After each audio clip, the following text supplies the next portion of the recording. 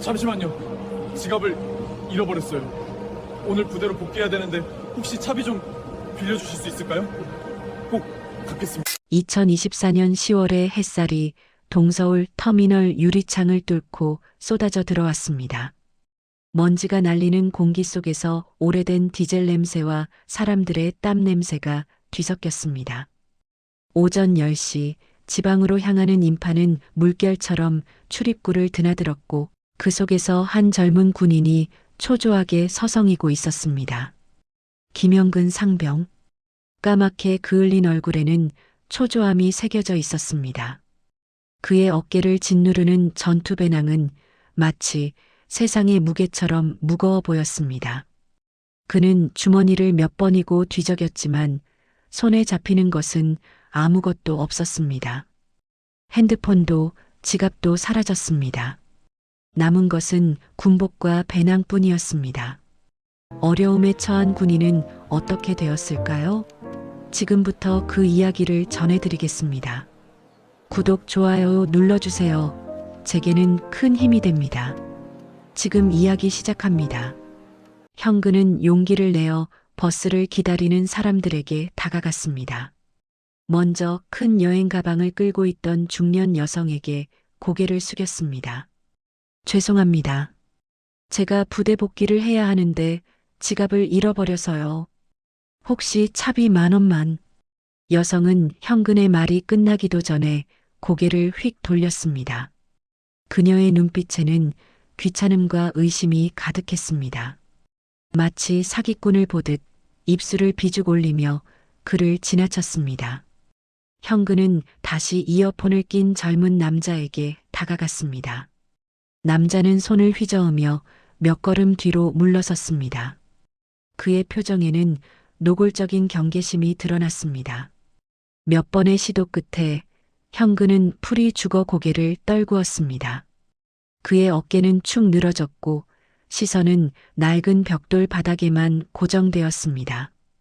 형광등 불빛이 차갑게 내리쬐는 터미널 안에서 그는 완전히 혼자였습니다. 수백 명의 사람들이 그의 곁을 스쳐 지나갔지만 아무도 그를 보지 않았습니다. 이 거대한 도시는 그를 투명인간처럼 만들어버렸습니다. 바로 그때 거친 엔진 소리와 함께 대형 버스 한 대가 정류장에 미끄러지듯 들어섰습니다. 배기가스 냄새가 공기 중에 퍼졌습니다. 차에 시동을 걸어놓은 채 한 중년의 버스 기사가 창문 너머로 터미널 안을 응시하고 있었습니다. 그의 눈빛은 풀 죽은 형근의 모습을 조용히 따라가고 있었습니다. 기사는 창문을 내렸습니다. 그리고 낮고 부드러운 목소리로 형근을 불렀습니다. 형근이 고개를 들자 기사는 두툼한 운행용 가방을 열었습니다. 그의 손은 거칠었지만 움직임은 망설임이 없었습니다. 빳빳한 5만원짜리 지폐 한 장이 형근의 손에 쥐어졌습니다.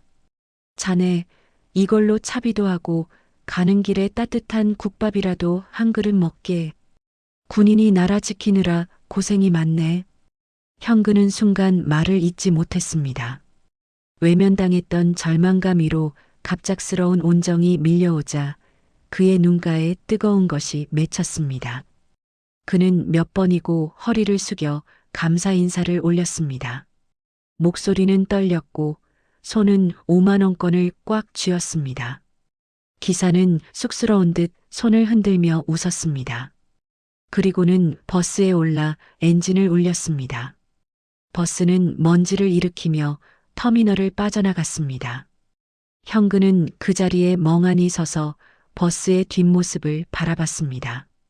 손에 쥔 5만원권은 단순한 돈이 아니었습니다.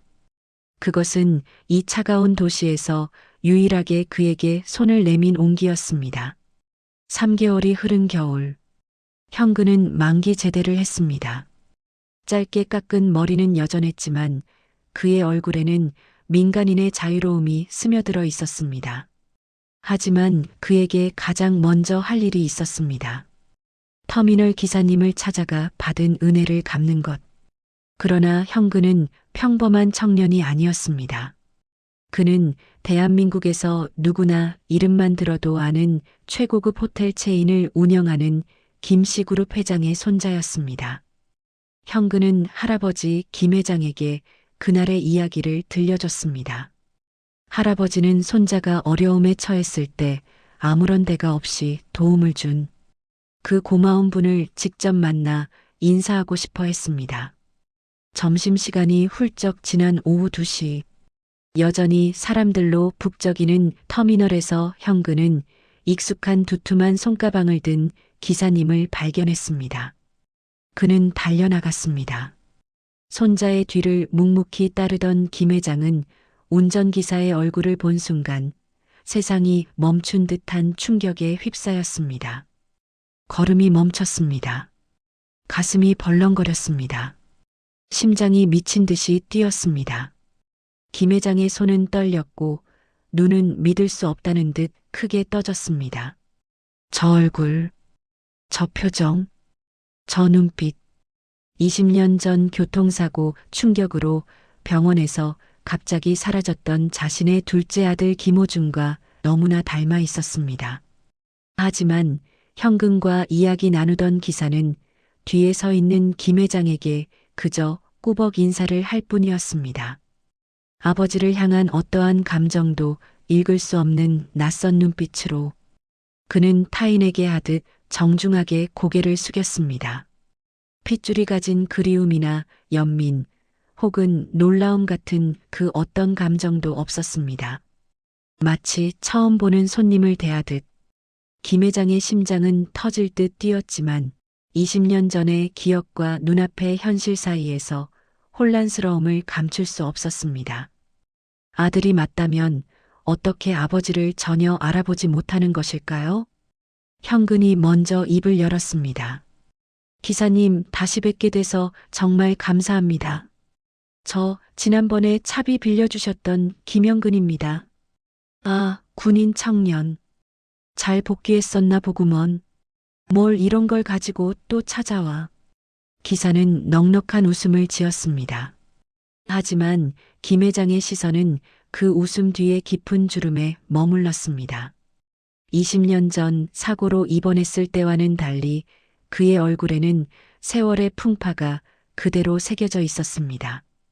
햇볕에 그을린 피부, 손등에 굳은 살, 어깨에 피로한 곡선.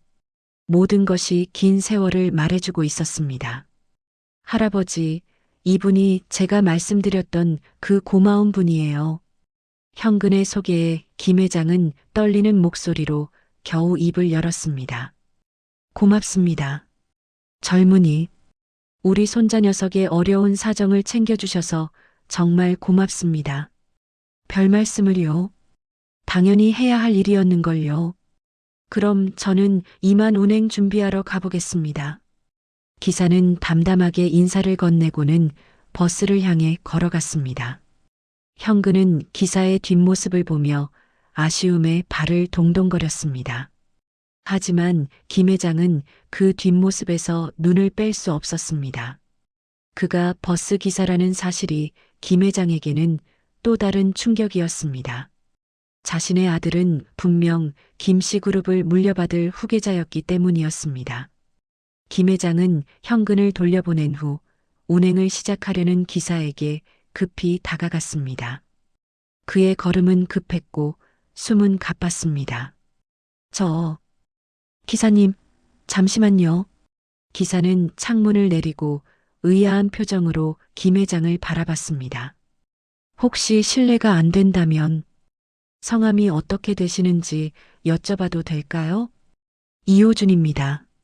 아무 의심 없이 대답하는 그 목소리. 아들의 이름은 김호준이었습니다.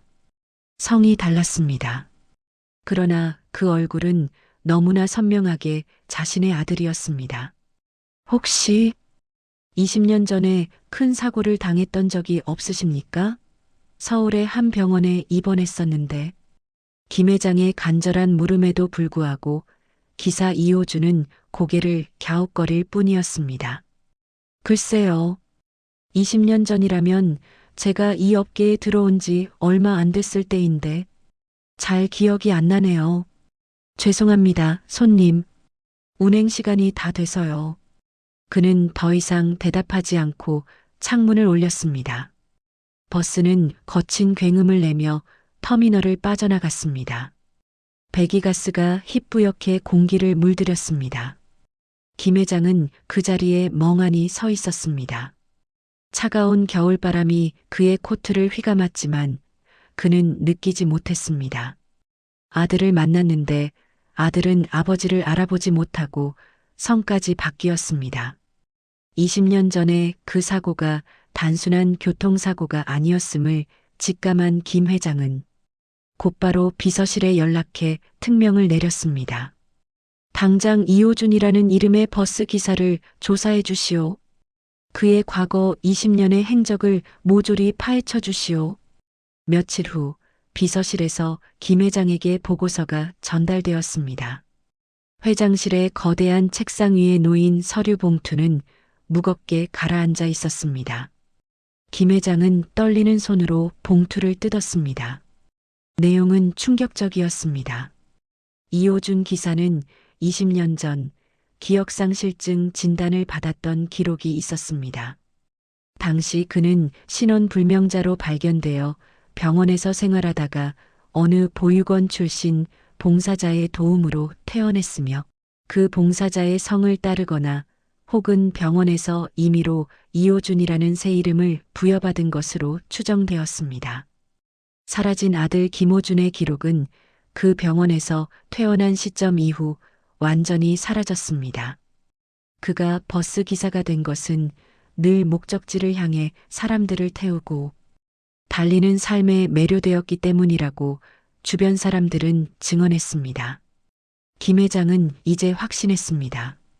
버스 기사 이호준은 사고의 충격으로 모든 기억을 잃은 채 20년을 다른 사람의 이름으로 살아온 자신의 아들 김호준이었습니다. 자신의 손자가 우연히 차비를 빌린 5만 원. 그것은 20년 동안 엇갈렸던 아버지와 아들의 운명을 다시 엮어준 기적의 끈이었습니다. 김 회장은 눈물을 흘렸습니다. 거대한 회장실 창문 너머로 서울의 야경이 반짝였지만 그의 눈에는 아무것도 보이지 않았습니다. 손에 쥔 보고서는 축축하게 젖어들었습니다. 김 회장은 이호준 기사의 20년 행적을 조사한 보고서를 품에 안고 깊은 고뇌에 빠져 있었습니다. 무거운 진실의 무게가 그의 어깨를 짓눌렀습니다. 회장실의 거대한 창문 너머로는 서울의 야경이 번쩍였지만 그의 눈에는 아무것도 보이지 않았습니다. 손에 쥔 보고서는 땀으로 축축하게 젖어 있었습니다. 그때 회장실 문이 조용히 열렸습니다. 톡, 톡, 톡. 명품 하이힐 소리가 대리석 바닥을 울렸습니다. 큰 며느리 이경숙이 우아한 걸음으로 들어섰습니다. 그녀는 샤넬 트위드 정장을 말끔히 차려입고 있었습니다. 목에는 3천만 원짜리 미키모토 진주 목걸이가 걸려 있었고 손에는 에르메스 버킨백이 들려 있었습니다. 그녀의 얼굴에는 값비싼 크림이 발라져 있었고 손톱은 완벽하게 매니큐어가 칠해져 있었습니다. 25년 전 남편 김 회장의 장남을 잃은 후 그녀는 외동딸 희정이를 그룹의 후계자로 만들기 위해 모든 것을 걸고 있었습니다. 아버님, 요즘 안색이 안 좋으십니다. 혹시 무슨 일이 있으신가요? 다정하게 묻는 경숙의 목소리는 꿀처럼 부드러웠습니다. 하지만 그녀의 눈빛은 매처럼 날카롭게 김 회장을 관찰하고 있었습니다. 그녀는 책상 위에 놓인 보고서를 힐끗 쳐다봤습니다. 순간 그녀의 눈동자가 미세하게 흔들렸습니다. 김 회장은 문득 20년 전 아들 호준이 사고 후 병원에서 사라졌을 때의 일을 떠올렸습니다. 당시 호준이 신원불명 상태로 병원에 입원했을 때 유일하게 그의 곁을 지키며 퇴원 절차를 밟아준 사람이 바로 경숙이었습니다. 김 회장은 호준이 기억상실증이라는 보고를 받은 후 경숙이 아픈 시동생을 헌신적으로 챙겼다고 믿었습니다. 당시 경숙은 매일 병원을 찾아왔습니다. 눈물을 흘리며 시동생의 손을 잡았습니다. 가족들 앞에서 그녀는 완벽한 형수였습니다.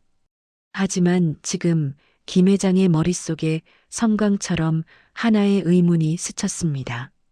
그녀의 그 눈물이 진짜였을까요? 큰애야. 김 회장의 목소리가 낮게 깔렸습니다. 경숙은 여전히 미소를 지으며 아버지를 바라봤습니다. 20년 전 호준이 병원에서 퇴원할 때 내가 도와줬다고 했지? 경숙의 얼굴이 미세하게 굳어졌습니다. 그녀의 손가락이 벗긴 베개 손잡이를 꽉 움켜쥐었습니다.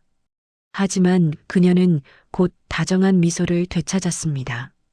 완벽하게 연습된 미소였습니다. 네, 아버님. 당시에 제가 간병인을 붙여줬는데 깨어난 후 병원 생활을 너무 힘들어해서요. 제가 간병인에게 맡기고 잘 보살펴달라 했다고 말씀드렸었습니다. 김 회장은 보고서를 천천히 펼쳤습니다. 페이지를 넘기는 소리가 고요한 회장실에 크게 울렸습니다.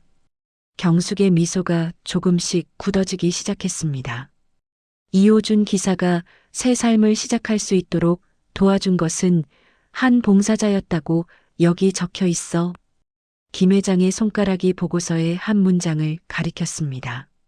그 봉사자가 바로 내 친정아버지 성을 따른 이씨 성을 가지도록 권유했다는 기록이 여기 있다. 참 신기하지 않니? 경숙의 얼굴에서 혈색이 빠졌습니다. 그녀의 입술이 미세하게 떨렸습니다. 하지만 그녀는 여전히 침착함을 유지하려 애썼습니다. 김 회장은 조용히 책상 위에 또 다른 서류를 펼쳤습니다. 그것은 20년 전 병원 기록이었습니다. 호준이는 기억을 잃었었지. 그리고 병원 기록에는 신원 불명자로 처리되어 있었고, 김 회장의 목소리가 점점 낮아졌습니다. 그의 눈빛은 날카로워졌습니다. 그런데 왜 그 간병인은 호준이의 존재를 가족들에게 숨기고 그를 이호준이라는 다른 사람으로 만들어 놓았을까? 더 궁금한 건 말이야. 김 회장이 또 다른 서류를 꺼냈습니다. 그것은 병원비 납부 기록이었습니다. 당시 호준이의 병원비는 익명의 후원자가 납부했다고 되어 있어. 그런데 이 금액이 묘하게도 내가 친정에서 받았던 증여세 신고 금액과 정확히 일치해. 이것도 우연일까? 회장실에는 팽팽한 긴장감이 감돌았습니다. 창밖의 야경은 여전히 화려했지만 실내의 공기는 얼어붙었습니다. 경숙은 잠시 숨을 멈췄습니다. 그녀의 손이 미세하게 떨렸습니다. 손가락 끝이 하얗게 질렸습니다. 하지만 곧 그녀는 냉정하고 차가운 미소를 지었습니다. 그것은 더 이상 며느리의 미소가 아니었습니다. 그것은 20년 동안 완벽한 범죄를 저지른 자의 오만한 냉소였습니다. 사고 충격으로 모든 것을 잊은 호준 도련님 본인의 선택 아니었을까요? 경숙의 목소리가 차갑게 변했습니다. 그녀는 더 이상 다정한 며느리를 연기하지 않았습니다. 아버님, 호준 도련님은 평소에 김씨 그룹의 짐을 지고 싶어 하지 않으셨습니다. 재벌가의 삶이 싫다고 자유롭게 살고 싶다고 늘 말씀하셨잖아요. 그래서 병원에서 사라진 게 아닐까요? 그녀의 말은 논리적이었습니다. 하지만 눈빛은 이미 모든 것을 자백하고 있었습니다. 차갑고 계산적인 눈빛. 그 속에는 후회도 죄책감도 없었습니다. 오직 냉혹한 야망만이 타오르고 있었습니다. 김 회장은 마지막 서류를 꺼냈습니다. 그것은 비서실이 추가로 조사한 내용이었습니다. 큰애야, 내가 20년 전 호준이를 병원에서 빼낸 날, 넌 그날 저녁 내 친구들과 강남 레스토랑에서 샴페인을 터뜨렸더구나. 친구들에게 뭐라고 했지? 이제 내 딸이 후계자야라고 했다며? 경숙의 얼굴이 창백해졌습니다. 그녀의 완벽한 가면에 금이 가기 시작했습니다. 그리고 그 다음 날 넌 친정 어머님께 전화했지. 어머니, 이제 희정이가 김씨 그룹을 물려받을 수 있어요. 이제 방해되는 사람은 없어졌어요. 라고. 김 회장의 목소리는 떨렸습니다. 분노와 배신감이 뒤섞인 목소리였습니다. 내 친정 어머님이 그 통화 내용을 일기장에 적어놨더구나. 그분도 이미 돌아가셨지만 그 일기장은 남아 있었어. 큰애 내가 얼마나 기뻐했는지, 얼마나 치밀하게 계획했는지 다 적혀 있었어. 경숙은 더 이상 변명하지 않았습니다. 그녀는 천천히 고개를 들었습니다. 그녀의 눈빛에는 이제 가면이 완전히 벗겨진 채 차가운 본성만이 남아 있었습니다. 그래요, 아버님. 제가 했어요. 저는 제 딸을 지켜야 했어요. 경숙이 자리에서 일어났습니다. 그녀는 회장실을 천천히 걸어 다녔습니다. 하이힐 소리가 차갑게 울렸습니다. 호준 도련님이 사고로 기억을 잃었을 때 전 기회를 봤어요. 완벽한 기회였죠. 그는 자신이 누구인지도 몰랐어요. 병원 기록을 조작하는 건 어렵지 않았어요. 돈을 쓰면 되니까요. 그녀는 창밖을 바라봤습니다. 반짝이는 서울의 야경을 바라보며 차갑게 웃었습니다. 전 간병인을 고용했어요. 믿을 수 있는 사람이었죠.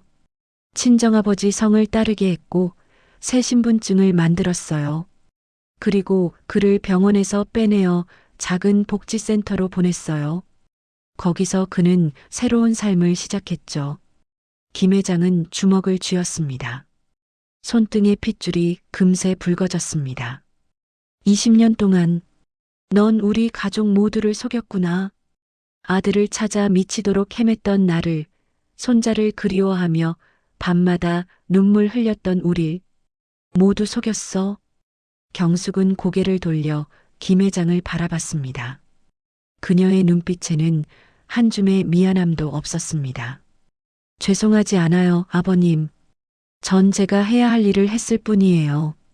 이 세상은 약한 자가 살아남을 수 없어요. 저는 강해져야 했어요. 제 딸을 지키기 위해서요. 그녀는 다시 책상 앞으로 걸어와서 김 회장의 눈을 똑바로 쳐다봤습니다. 게다가 호준 도련님은 행복하게 살았잖아요. 재벌가의 무거운 짐 없이 자유롭게요. 버스 기사로 살면서 사람들에게 친절을 베풀고요. 어쩌면 제가 그분에게 선물을 준 건지도 몰라요. 그 순간 김 회장은 책상을 주먹으로 내리쳤습니다. 쾅! 둔탁한 소리가 회장실에 크게 울렸고 책상 위에 펜이 떨어져 바닥에 구르는 소리가 들렸습니다. 선물이라고? 내가 감히 선물이라고 말하는 거냐? 김 회장의 목소리는 분노로 떨렸습니다. 그의 얼굴은 붉게 상기되었고 눈에는 눈물이 맺혔습니다. 내 아들은 20년 동안 자신이 누구인지도 모른 채 살았어. 손자는 아버지 없이 자랐고 우린 가족을 잃고 미친 듯이 찾아다녔어.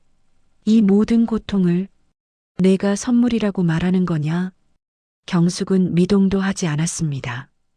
그녀는 여전히 차갑게 서 있었습니다. 그녀의 얼굴에는 냉소가 가득했습니다. 저도 남편을 잃었어요, 아버님. 저도 고통스러웠어요. 하지만 전 살아남았어요. 제 방식대로요. 김 회장은 그녀를 바라봤습니다. 그의 눈빛에는 분노와 배신감, 그리고 깊은 실망이 교차했습니다. 그는 천천히 자리에서 일어나서 경숙을 향해 한 걸음 다가갔습니다. 큰애야, 넌 한 가지를 잊었어. 김 회장의 목소리는 차갑게 식어 있었습니다. 내가 아무리 치밀하게 계획했어도 진실은 언젠가 드러나게 되어 있어. 그리고 그 진실은 바로 내가 숨기려 했던 그 아들이 내 조카 형근에게 5만 원을 건네며 스스로 드러냈지. 경숙의 얼굴이 일그러졌습니다. 그녀는 처음으로 당황한 표정을 지었습니다. 운명의 장난이야. 내가 20년 동안 숨겨놓은 호준이. 그가 바로 현근이에게 손을 내밀었어. 내가 아무리 완벽하게 계획해도 피는 속일 수 없었던 거야. 가족은 결국 다시 만나게 되어 있었어. 경숙은 뒤로 비틀거렸습니다. 그녀의 손이 의자를 붙잡았습니다. 완벽했던 그녀의 계획에 단 하나의 변수. 그것은 바로 호준의 선한 마음이었습니다. 그가 공경에 처한 청년을 그냥 지나치지 못하고 손을 내민 것. 그것이 20년의 비밀을 모두 무너뜨린 것이었습니다. 이제 내 선택만 남았어. 김 회장은 다시 자리에 앉았고 그의 눈빛은 차가웠습니다. 진실을 인정하고 조용히 물러날 거냐, 아니면 끝까지 버틸 거냐. 하지만 명심해. 이미 모든 증거는 내 손에 있어. 병원 기록, 금융 거래 내역, 증인 진술, 그리고 너의 어머님의 일기장까지. 경숙은 입술을 깨물었습니다. 그녀의 완벽한 화장은 이제 조금씩 무너지고 있었습니다. 눈가에 마스카라가 번져 있었고 입술에 립스틱이 얼룩져 있었습니다. 회장실의 시계가 째깍째깍 소리를 내며 시간이 천천히 흘렀습니다. 경숙은 오랜 침묵 끝에 무릎을 꿇었습니다. 그녀의 명품 정장이 바닥에 구겨졌고 비싼 하이힐이 벗겨졌습니다. 아버님, 죄송합니다. 그녀의 목소리는 떨렸고 마침내 그녀의 가면이 완전히 벗겨졌습니다. 20년 동안 유지했던 완벽한 며느리의 가면이, 그 아래에는 공포에 떨고 있는 한 여자만이 남아 있었습니다. 김 회장은 며느리의 배신 앞에서 깊은 고민에 빠졌습니다. 며칠 밤을 뜬 눈으로 지새웠습니다. 회장실의 소파에 앉아 창밖의 서울 야경을 바라보며 끊임없이 자문했습니다. 이 진실을 밝히는 것이 옳은가? 아들을 되찾는 것이 진정 그를 위한 일인가? 하지만 결국 김 회장은 결심했습니다. 숨겨진 아들을 되찾고 아들과 손자에게 거짓 없는 삶을 선물하는 것이 아버지로서, 회장으로서 해야 할 마지막 도리라고 판단했습니다. 진실은 언젠가 드러나게 되어 있고 거짓 위에 세워진 평화는 언젠가 무너지게 되어 있었습니다. 그리고 현근에게는 또 하나의 진실이 남아 있었습니다. 김 회장은 현근을 회장실로 불렀습니다. 늦은 저녁 회장실의 문이 열리고 현근이 들어섰습니다. 그의 얼굴에는 불안함이 가득했습니다. 할아버지가 이렇게 급하게 부른 이유가 무엇인지 그는 알 수 없었거든요. 앉아라, 현근아. 김 회장의 목소리는 무겁게 가라앉았습니다. 거대한 책상 앞에 앉은 현근은 떨리는 손으로 무릎을 꽉 움켜쥐었습니다. 회장실의 조명은 어두웠고 창밖으로는 서울의 야경만이 차갑게 반짝이고 있었습니다. 할아버지, 무슨 일이세요? 현근의 목소리는 떨렸고 김 회장은 오랜 침묵 끝에 그는 책상 서랍에서 낡은 사진 한 장을 꺼냈습니다. 그것은 20년 전 젊은 여성의 사진이었습니다. 아름다운 미소를 짓고 있는 그녀의 모습은 현근의 얼굴과 닮아 있었습니다. 현근아, 내 엄마 이야기도 이제는 내가 알아야 할 때가 된 것 같다. 현근의 얼굴이 창백해졌습니다. 그의 손은 떨렸고 입술은 바짝 말라 타들어가는 것 같았습니다. 그는 지금껏 자신의 어머니에 대해 제대로 들어본 적이 없었기 때문이죠. 큰아버지 가족 밑에서 자라며 그는 늘 친어머니가 누구인지 궁금했지만 감히 물어보지 못했습니다.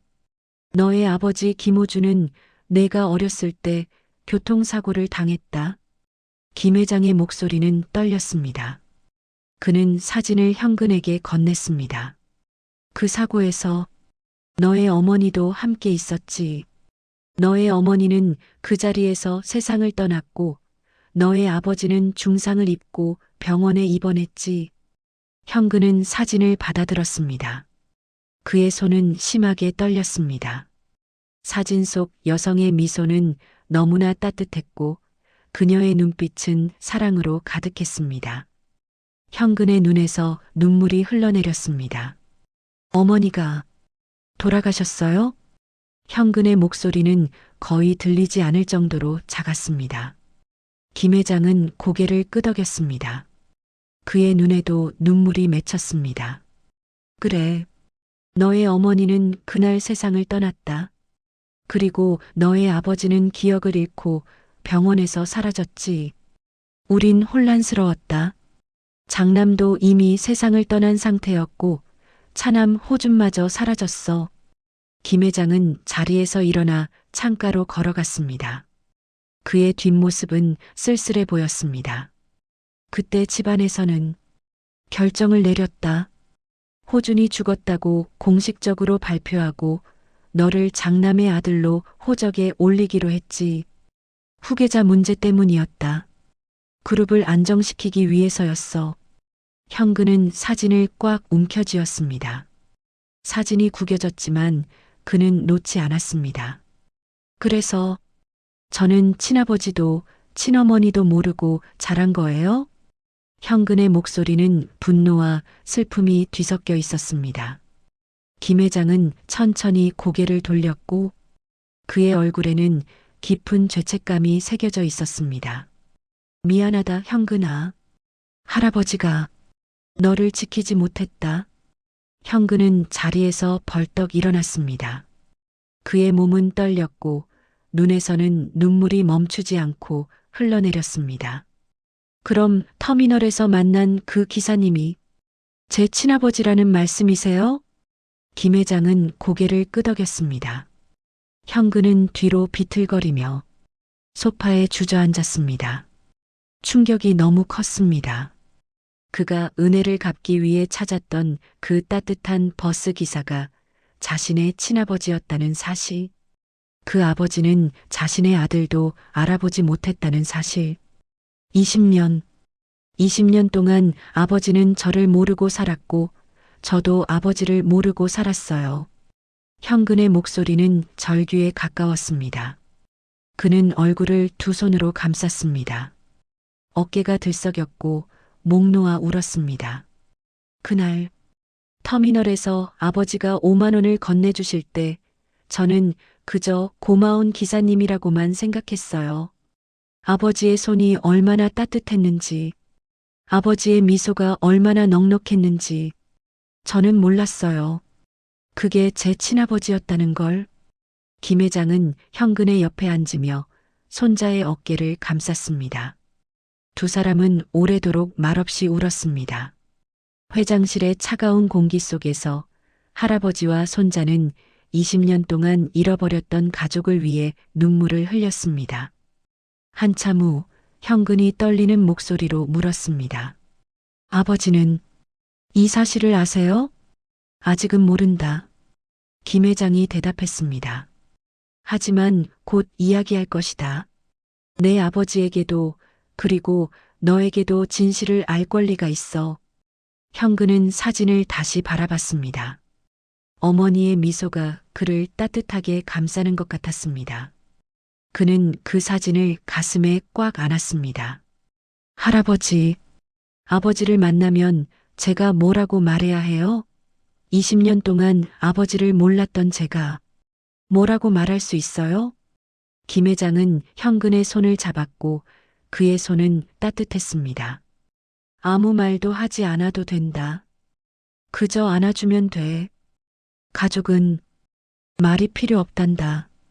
며칠 후 김 회장은 현근과 함께 다시 터미널을 찾았습니다.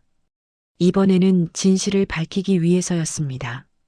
그들은 이호준 기사를 찾았고 운행을 마친 그를 회장실로 초대했습니다.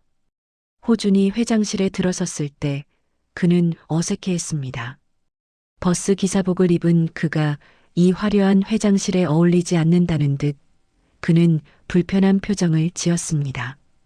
저를 왜 부르셨는지. 호준의 말이 채 끝나기도 전에 현근이 그의 앞에 섰습니다. 현근의 눈에는 눈물이 가득했습니다. 기사님, 아니 아버지, 현근의 떨리는 목소로 불렀습니다. 호주는 깜짝 놀라 뒤로 물러섰습니다. 무슨 말씀을? 김 회장이 천천히 입을 열었습니다. 그는 호준에게 모든 진실을 이야기했습니다. 20년 전 교통사고, 기억상실, 병원에서의 실종, 그리고 큰 며느리 경숙의 치밀한 계획까지 모든 것을. 호준은 의자에 주저앉았습니다. 그의 얼굴은 창백했고 손은 떨렸습니다. 그는 자신의 머리를 감싸쥐며 제가 김호준이었다고요? 그리고 이 청년이 제 아들이라고요? 그의 목소리는 믿을 수 없다는 듯 떨렸습니다. 김 회장은 오래된 사진들을 꺼냈습니다. 20년 전 젊은 호준의 모습, 그의 아내와 함께 찍은 사진, 그리고 갓 태어난 현근을 안고 있는 사진까지. 호준은 사진을 하나하나 넘겨봤습니다. 그의 손은 떨렸고 눈에서는 눈물이 흘러내렸어요. 기억은 돌아오지 않았지만 사진 속 젊은 남자의 얼굴은 분명 자신과 닮아 있었거든요. 저는 아무것도 기억나지 않습니다. 호준의 목소리는 절망적이었습니다.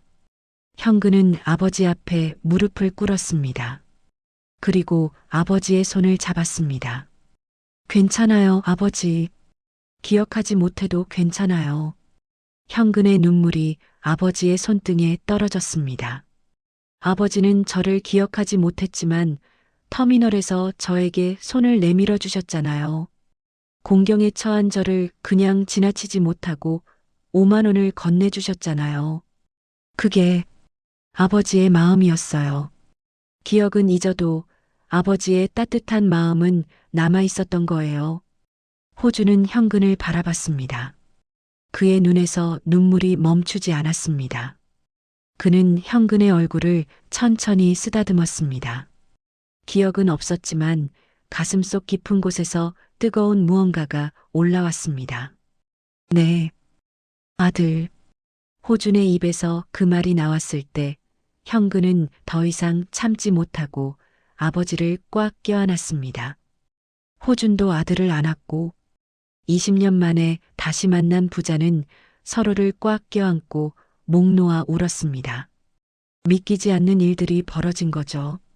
김 회장은 그 모습을 조용히 바라봤습니다. 그의 눈에도 눈물이 맺혔습니다. 20년 동안 잃어버렸던 아들이 돌아왔고 손자는 아버지를 되찾았습니다. 5만 원의 기적이 마침내 가족을 다시 하나로 만든 것이었거든요. 아버지, 사랑해요. 현근의 말에 호주는 더욱 세게 아들을 안았습니다. 기억은 돌아오지 않았지만 사랑은 기억보다 강했습니다. 피는 거짓말하지 않았고 가족의 인연은 20년의 세월도 기억 상실도 끊을 수 없었습니다. 회장실의 창밖으로는 서울의 야경이 반짝였지만 그 어떤 불빛도 이 순간 회장실을 채우고 있는 따뜻한 빛보다 밝을 수는 없었습니다. 그것은 다시 만난 가족의 빛이었습니다. 부자가 제외한 지 며칠 후 김 회장은 큰 며느리 이경숙을 다시 회장실로 불렀습니다. 이번에는 호준도 함께였습니다. 경숙은 회장실 문을 열고 들어섰을 때 소파에 앉아 있는 호준을 보고 얼어붙었습니다. 그녀의 얼굴이 하얗게 질렸습니다. 손에 들고 있던 명품 핸드백이 바닥에 떨어지며 쿵! 둔탁한 소리가 회장실에 울렸습니다. 그녀는 20년 동안 완벽하게 숨겨놓았던 비밀이 눈앞에 살아있는 모습으로 앉아 있는 것을 보았으니깐요. 도련님, 경숙의 목소리는 떨렸습니다. 호주는 그녀를 차갑게 바라봤습니다. 그의 눈빛에는 분노도 원망도 없었습니다. 오직 차가운 실망만이 담겨 있었습니다. 형수님, 호준의 목소리는 담담했지만 그 담담함 속에는 20년의 세월이 담겨 있었습니다. 저는 형수님을 기억하지 못합니다. 하지만 제가 들은 이야기는 기억합니다. 형수님이 저를 이 가족에서 지워버렸다는 것을요. 경숙은 무릎이 꺾였고 그녀는 바닥에 주저앉았습니다. 명품 정장은 구겨졌고 완벽하게 손질된 머리카락이 흐트러졌습니다. 그녀는 손으로 얼굴을 감싸고 말했습니다. 죄송합니다. 그녀의 목소리는 울먹였지만 김 회장은 차갑게 서류 봉투 하나를 그녀 앞에 던졌습니다.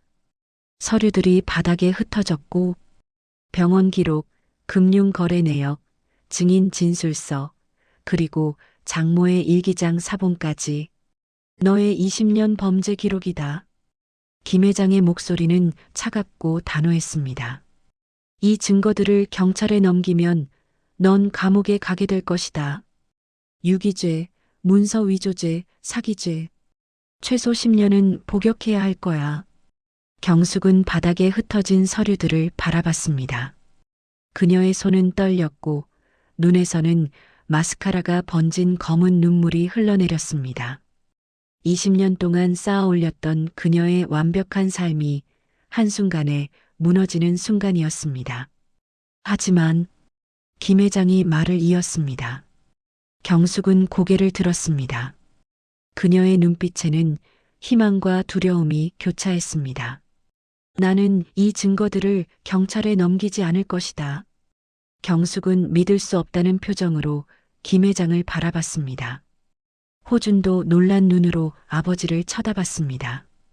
김 회장은 천천히 경숙 앞에 무릎을 꿇었다. 그는 그녀와 눈높이를 맞추었고 그의 눈빛에는 분노 대신 깊은 슬픔이 담겨 있었습니다. 큰애야. 김 회장의 목소리는 떨렸습니다. 너도 남편을 잃었지. 젊은 나이에 홀로 남아 딸을 키워야 했어. 이 가문의 복잡한 권력 다툼 속에서 너는 내 딸을 지키기 위해 필사적이었을 거야. 경숙은 눈물을 흘렸습니다. 이번에는 진심 어린 눈물이었습니다. 아버님, 내가 한 짓은 용서받을 수 없는 일이야.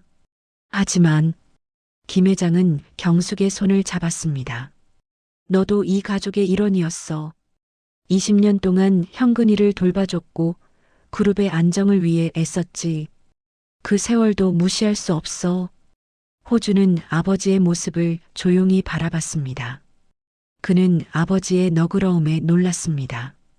자신을 20년 동안 잃게 만든 사람을 용서하려는 아버지의 마음을. 그러니 김 회장은 바닥에 흩어진 서류들을 천천히 주워 담으며 이 증거들은 내가 간직하겠다. 하지만 너는 지금 당장 이 집을 떠나야 해. 그룹의 모든 경영권을 포기하고 희정이와 함께 새로운 삶을 시작해. 김 회장은 또 다른 서류 봉투를 꺼냈습니다. 여기에는 강남의 아파트 한 채 소유권 이전 서류가 들어있어. 그리고 내가 평소 꿈꾸던 베이커리 카페를 운영할 수 있도록 건물과 운영 자금도 준비했다. 경숙은 놀란 눈으로 김 회장을 바라봤습니다. 그녀는 처벌을 각오했었거든요. 하지만 용서는 예상하지 못했습니다.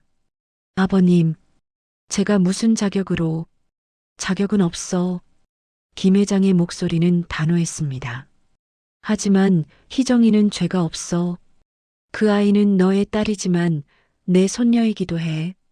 나는 내 손녀가 어머니의 죄 때문에 평생 고통받는 걸 원하지 않아. 김 회장은 자리에서 일어났습니다.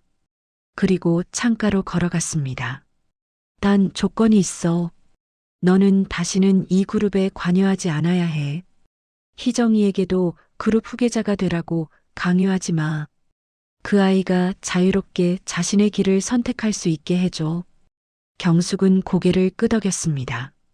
그녀는 바닥에 엎드려 김 회장에게 절을 올렸습니다. 감사합니다, 아버님.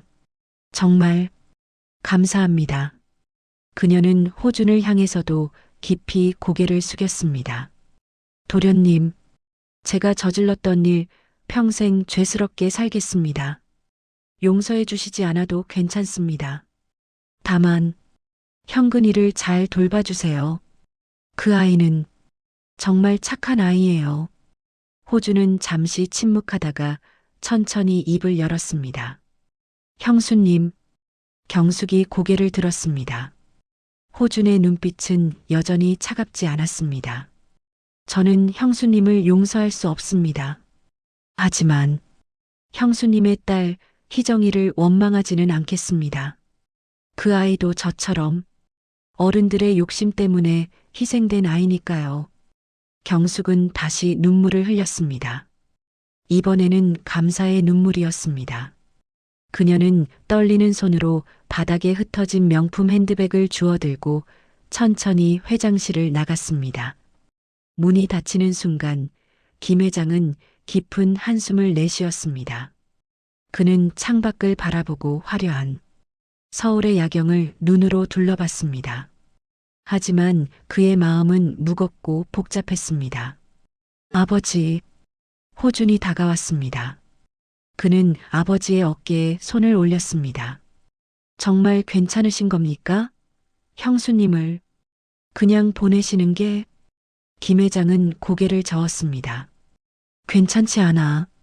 하지만 복수는 또 다른 불행을 낳을 뿐이야. 그는 호준을 바라봤습니다.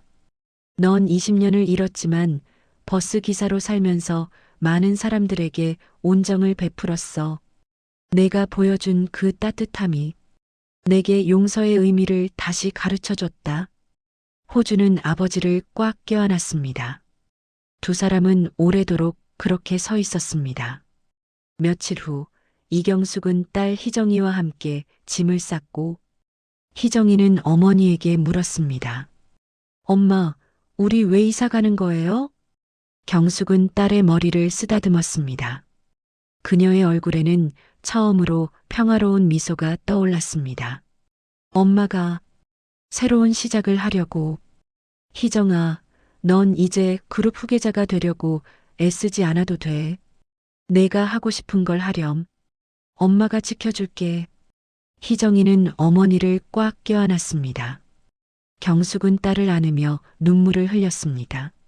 그녀는 20년 동안 집착했던 그룹 경영권을 내려놓았을 때 비로소 진정한 자유를 느낄 수 있었습니다. 그녀는 강남의 아파트로 이사했고 작은 베이커리 카페를 열었습니다.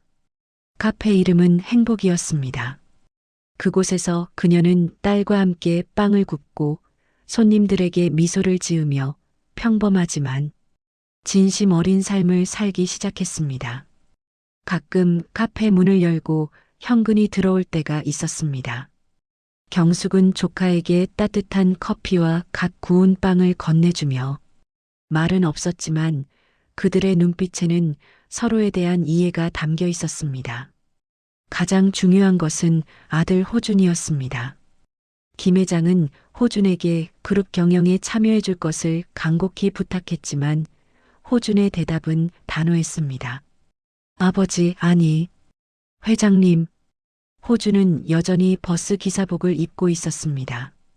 그는 회장실의 화려함보다 터미널의 소박함이 더 편했습니다. 제 기억은 돌아오지 않았습니다. 저는 김호준으로서의 삶을 알지 못합니다. 저는 제 힘으로 이룬 버스 기사 이호준의 삶을 사랑합니다. 김 회장의 얼굴이 어두워졌습니다. 그는 간신히 되찾은 아들을 또다시 잃을까 두려웠거든요.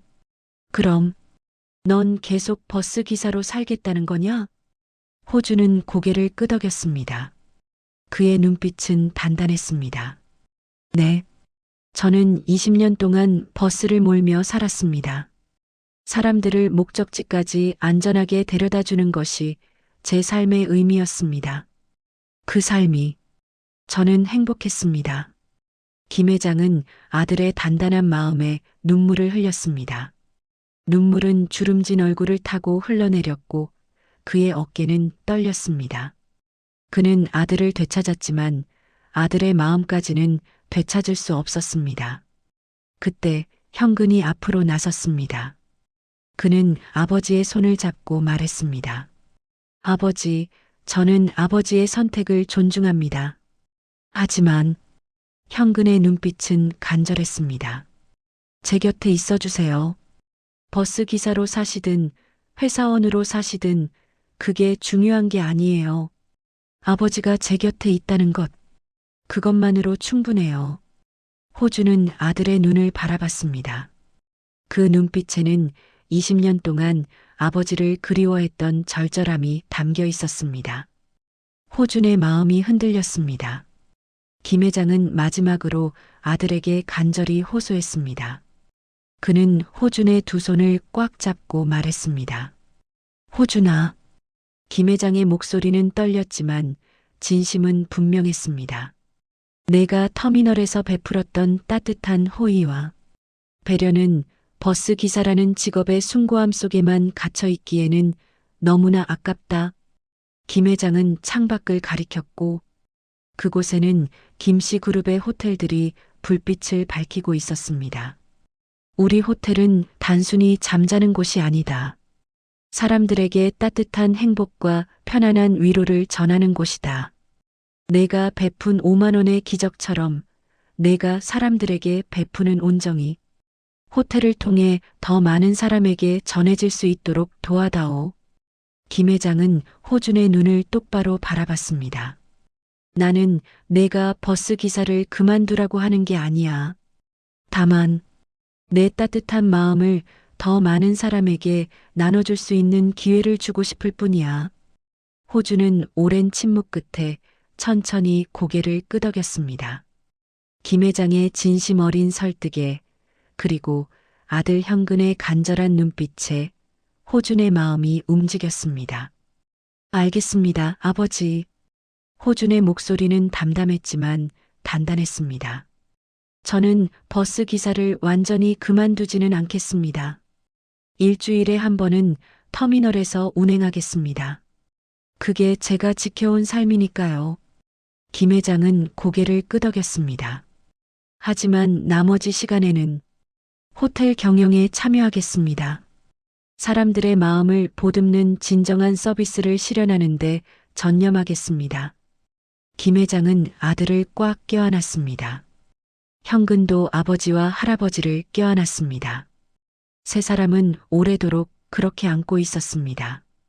회장실의 차가운 공기가 따뜻한 온기로 채워졌습니다. 며칠 후 김씨 그룹은 조용한 기자회견을 열었습니다. 김 회장은 20년 만에 찾은 아들 김호준을 그룹의 새로운 후계자로 소개했습니다. 기자들은 놀라움을 감추지 못했습니다. 20년 동안 실종되었던 후계자가 버스 기사로 살고 있었다는 사실은 충격적이었기 때문이죠. 하지만 김 회장은 며느리 경숙의 이름은 언급하지 않았습니다. 그는 단지 불행한 사고와 기억상실로 인해 아들을 잃었지만 운명적으로 다시 만나게 되었다고만 말했습니다. 그것이 경숙에게 주는 마지막 답이었습니다. 호준은 기자회견에서 담담하게 말했습니다. 저는 김호준으로서의 기억은 없습니다. 하지만 이호준으로 살아온 20년의 삶을 자랑스럽게 생각합니다. 그 삶에서 배운 것들을 가지고 이제 더 많은 사람들에게 따뜻함을 전하고 싶습니다. 그날 이후 김씨 그룹 호텔은 변화하기 시작했습니다. 호주는 직원들에게 버스 기사로 살면서 배운 것들을 가르쳤습니다. 손님은 단순한 고객이 아니라 우리가 안전하고 따뜻하게 목적지까지 모셔다 드려야 할 소중한 사람들이다라고. 그는 매주 월요일마다 직원들과 함께 아침 회의를 했고 가끔씩 청소부, 웨이터, 벨보이로 변장해서 현장을 돌아다녔습니다. 손님들의 불편함을 직접 느끼고 직원들의 어려움을 함께 나누기 위해서였습니다. 직원들은 처음에는 당황했지만 점점 호준의 진심을 느끼기 시작했습니다. 그는 버스 기사 시절처럼 사람들을 진심으로 대했던 것처럼 직원들도 손님들도 그리고 매주 목요일 호준은 여전히 버스 기사복을 입었습니다. 그는 동서울 터미널로 가서 하루 종일 버스를 몰았습니다. 사람들을 목적지까지 태워다 주고 가끔 공경에 처한 사람을 발견하면 망설임 없이 손을 내밀었습니다. 어느 목요일 오후 한 젊은 여성이 터미널에서 눈물을 흘리고 있었습니다. 호주는 버스에서 내려 그녀에게 다가갔습니다. 무슨 일이십니까? 여성은 울먹이며 대답했습니다. 지갑을 잃어버렸어요. 집에 가야 하는데 차비가 없어요. 호주는 미소 지으며 그녀에게 5만 원권을 건넸다. 그리고 말했습니다. 이걸로 차비도 하시고 따뜻한 식사도 하세요. 힘내세요. 여성은 눈물을 닦으며 감사 인사를 했습니다. 호주는 다시 버스에 올라타고 그는 백미러를 통해 여성이 기쁨의 눈물을 흘리는 모습을 봤습니다. 그리고 조용히 미소 지었습니다. 그것이 호준의 삶이었죠. 버스 기사로서, 그룹 후계자로서, 아버지로서, 아들로서 그는 모든 역할을 성실하게 해냈습니다. 그리고 어디에 있든 그는 사람들에게 따뜻함을 전했습니다. 형그는 아버지를 자랑스러워했습니다. 그는 아버지처럼 되고 싶었습니다. 그래서 그도 호텔 경영을 배우기 시작했습니다. 할아버지, 아버지, 그리고 자신. 세대가 함께 호텔을 이끌어가는 모습은 아름다웠습니다. 어느 날 저녁, 김 회장은 호준과 형근을 저녁 식사에 초대했고, 세 사람은 회장실이 아닌 작은 한식당에서 만났습니다. 소박한 식탁 위에는 따뜻한 된장찌개와 생선구이가 놓여 있었습니다. 호준아, 형근아. 김 회장이 두 사람의 손을 잡았습니다. 나는 이제 곧 이 자리를 내려놓을 거야. 나이도 많고 이제는 너희에게 맡기고 싶어. 호준과 형근은 놀란 눈으로 김 회장을 바라봤습니다. 하지만 할아버지, 김 회장은 손을 흔들었습니다. 내가 평생 이 그룹을 지켜왔지만 진정한 행복이 뭔지는 몰랐어. 돈과 권력만 쫓다가 가족을 잃었지. 그는 호준의 손을 꽉 잡았습니다. 하지만 넌 20년 동안 버스 기사로 살면서 진정한 행복이 뭔지 알았어. 사람들을 도와주고 따뜻함을 나누는 것. 그게 진짜 행복이야. 그리고 김 회장은 형근의 손도 잡았습니다. 그리고 형근아, 넌 아버지에게서 그 따뜻함을 물려받았어. 너희 둘이 함께라면 이 그룹은 단순한 기업이 아니라 사람들에게 행복을 전하는 곳이 될 거야. 세 사람은 잔을 부딪혔습니다. 그리고 함께 웃었죠. 그 웃음소리는 작은 한식당을 따뜻하게 채워주었습니다. 몇 년 후 김씨 그룹 본사 로비에는 특별한 액자가 걸렸습니다. 그 안에는 낡은 5만 원권 한 장이 담겨 있었습니다. 바로 호준이 형근에게 건넸던 그 5만 원이었습니다. 그 아래에는 이렇게 적혀 있었습니다. 5만 원의 기적 마이너스 순수한 호의가 운명을 바꾸다. 그 액자 옆에는 호준의 말이 새겨진 명판이 있었습니다. 우리의 목표는 이익이 아닙니다. 사람들을 따뜻하고 안전하게 그들의 목적지까지 모셔다 드리는 것입니다. 마치 버스처럼, 마치 가족처럼. 동서울 터미널에서는 여전히 매주 목요일마다 이호준이라는 이름의 버스 기사가 운행을 합니다. 그는 여전히 두툼한 운행용 가방을 들고 사람들에게 넉넉한 미소를 건넵니다. 그리고 때때로 공경에 처한 사람을 발견하면 망설임 없이 손을 내밀죠. 하지만 이제 그는 단순한 버스 기사가 아닙니다. 그는 대한민국 최고의 호텔 체인을 이끄는 공동대표이자 20년 만에 가족의 품으로 돌아온 아들이자 아들 형근에게 따뜻한 아버지입니다. 터미널의 형광등 불빛 아래에서 그는 여전히 사람들을 목적지로 데려다 줍니다. 버스 안에서도 호텔에서도 그리고 삶 속에서도 그의 손에 쥐어진 핸들은 이제 단순한 버스의 핸들이 아닙니다. 그것은 사람들의 마음을 따뜻한 곳으로 이끄는 온기의 핸들입니다. 사람들은 제게 묻습니다. 왜 여전히 버스를 모느냐고. 제 대답은 간단합니다. 그것이 제가 사람들에게 줄 수 있는 가장 솔직한 서비스이기 때문입니다. 그날 저녁 호주는 현금과 함께 터미널 근처 작은 국밥집에 갔습니다.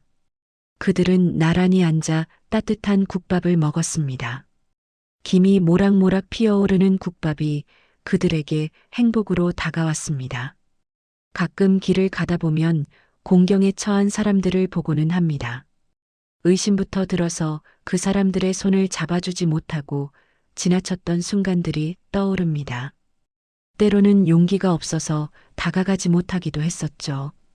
이제는 조금 용기를 내어 곤란에 처한 사람들을 가까이 갈 수 있을 것 같습니다. 여러분은 어떠신가요? 이런 경험들 있지 않으실까요?